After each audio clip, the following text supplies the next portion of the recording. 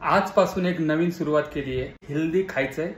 8 दिवसातनं एक हेल्दी रेसिपीचं तुम्हाला पूर्ण माहिती मी देणार आहे।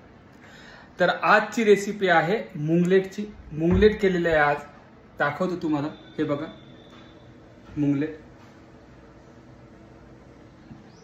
हे कशा पद्धतीने बनवायचे। रात्री मूग भिजू घालायचे, सकाळी उठल्यानंतर ते ग्राइंड करायचे मिक्सर मधून आणि त्यामध्ये व्हेजिटेबल्स टाकायचे, जसं की गाजर, कैरी। व्हेजिटेबल्स वेगवेगळे टाकू शकतो आपण, शिमला मिरची, अशा वेगवेगळ्या पद्धतीचे व्हेजिटेबल्स आपण त्यामध्ये मिक्स करायचे आणि त्याच्या डोसा किंवा उत्तप्पा सारखं ते बनवायचं आणि ते खायचंय शेंगदाणा चटणी सोबत। खूप चांगली रेसिपी आहे मित्रांनो।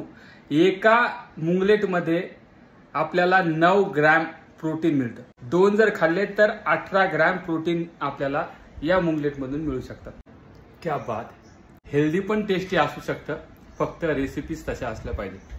चला तर हेल्दी खाऊया, घरचं खाऊया।